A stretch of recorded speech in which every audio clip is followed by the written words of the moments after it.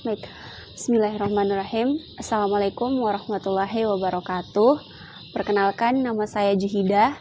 Saya mahasiswi jurusan Pendidikan Bahasa Arab, kelas PBAA 2019, Fakultas Tarbiyah dan Keguruan, Universitas Islam Negeri UIN Alauddin Makassar.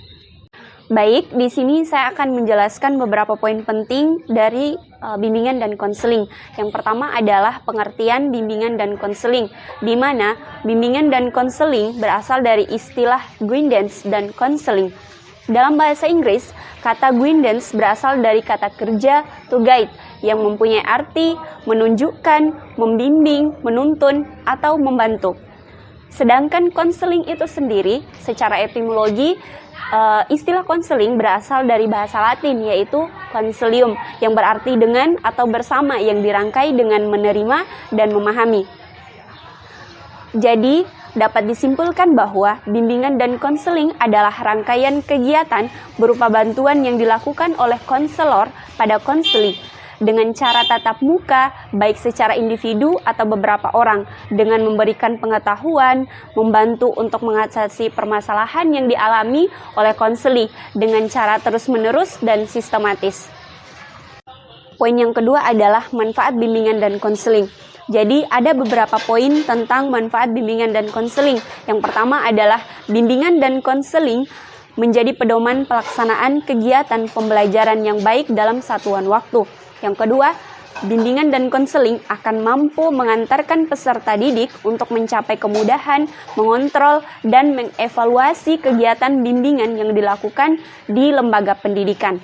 Yang ketiga, bimbingan dan konseling akan menjadi pendukung daripada terlaksananya program kegiatan bimbingan secara lancar, efisien, dan efektif. Poin selanjutnya adalah bimbingan dan konseling akan menjadi tolak ukur keberhasilan pelaksanaan layanan bimbingan dan konseling.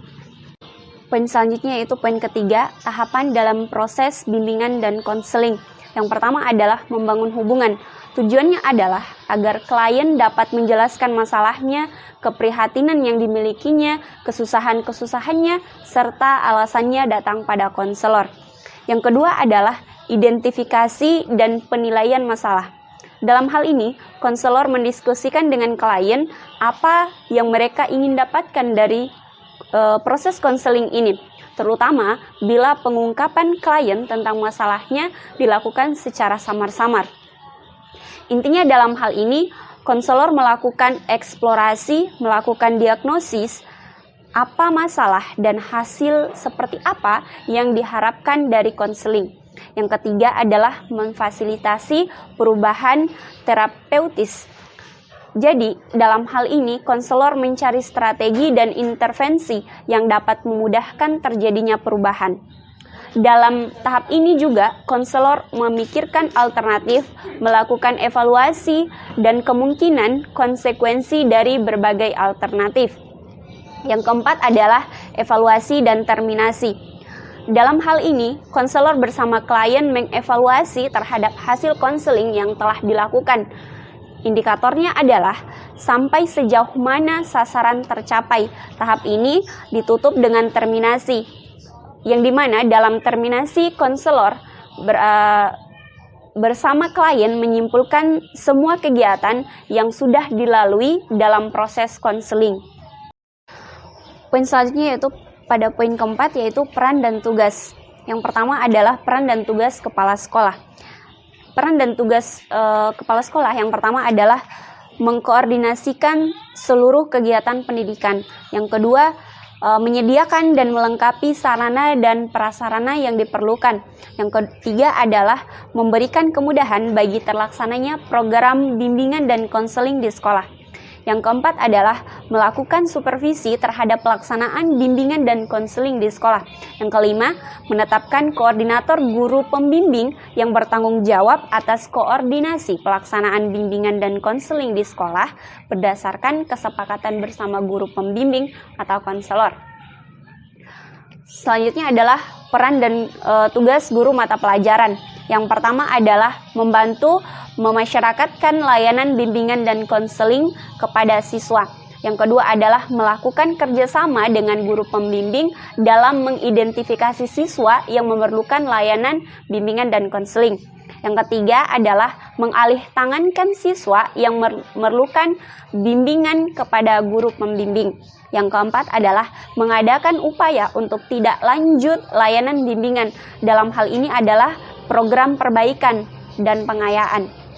Yang kelima adalah memberikan kesempatan kepada siswa untuk memperoleh layanan bimbingan dan konseling dari guru pembimbing.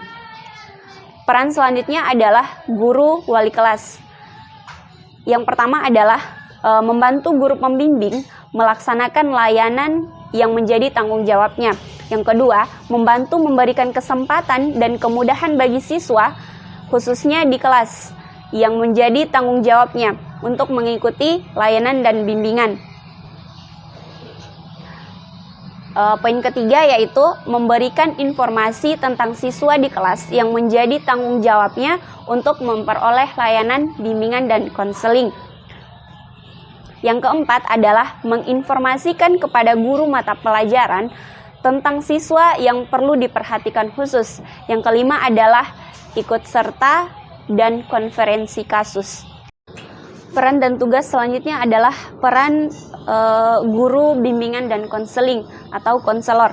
Yang pertama adalah memasyarakatkan kegiatan bimbingan dan konseling. Yang kedua adalah merencanakan program bimbingan dan konseling. Yang ketiga, melaksanakan persiapan kegiatan bimbingan dan konseling. Yang keempat, melaksanakan layanan pada berbagai bidang bimbingan terhadap sejumlah siswa yang menjadi tanggung jawabnya. Yang kelima, melaksanakan kegiatan pendukung layanan bimbingan dan konseling.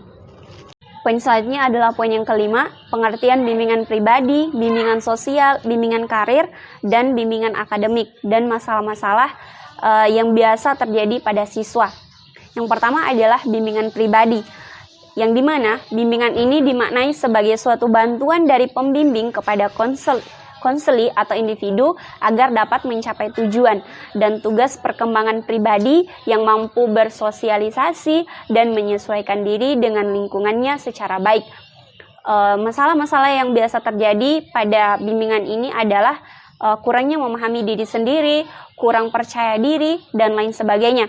Selanjutnya adalah bimbingan sosial, yang dimana usaha bimbingan yang bertujuan membantu siswa mengatasi kesulitannya dalam bidang sosial. Dan masalah-masalah yang biasa terjadi dalam bimbingan ini adalah yang pertama adalah kurang bergaul, kurang terbuka dengan lingkungan sekitar. Selanjutnya adalah bimbingan karir, yang dimana bimbingan ini bertujuan untuk membantu individu dalam perencanaan. Bimbingan karir juga merupakan layanan pemenuhan kebutuhan perkembangan individu sebagai bagian integral program pendidikan. Dan masalah yang biasa terjadi dalam bimbingan ini adalah perencanaan dan pengembangan karir dan lain sebagainya. Yang keempat adalah bimbingan akademik. Jadi usaha bimbingan seperti ini adalah bimbingan kepada siswa untuk mengatasi kesulitan dalam bimbingan belajar, khususnya dalam bidang belajar. Contoh masalah yang biasa terjadi pada siswa dalam hal seperti ini adalah khususnya dalam akademik, seperti prestasi belajar yang rendah, gagal ujian, atau bahkan tidak naik kelas. Poin yang keenam adalah teknik konseling. Yang pertama adalah perilaku attending. Artinya adalah perilaku seperti ini dapat dilakukan dengan menghampiri klien, kontak mata, bahasa tubuh, bahasa lisan. Suatu attending yang baik dapat meningkatkan harga diri klien, menciptakan suasana yang aman, dan mempermudah ekspresi perasaan klien dengan bebas.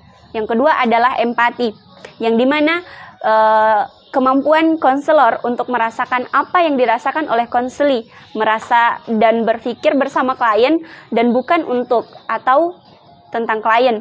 Pada prinsipnya, empati adalah merasakan apa yang sedang dirasakan oleh klien. Yang ketiga adalah refleksi, yang dimana keterampilan seorang konselor untuk memantulkan kembali kepada klien tentang perasaan, pikiran, dan pengalaman klien sebagai hasil pengamatan terhadap perilaku verbal dan nonverbal. Baiklah, mungkin itu beberapa poin penting yang dapat saya sampaikan. Semoga bisa bermanfaat bagi kita semua dan mudah-mudahan bisa kita amalkan dalam kehidupan kita sehari-hari. Saya mohon maaf apabila ada salah kata dan salah ucap. Saya akhiri. Wassalamualaikum warahmatullahi wabarakatuh.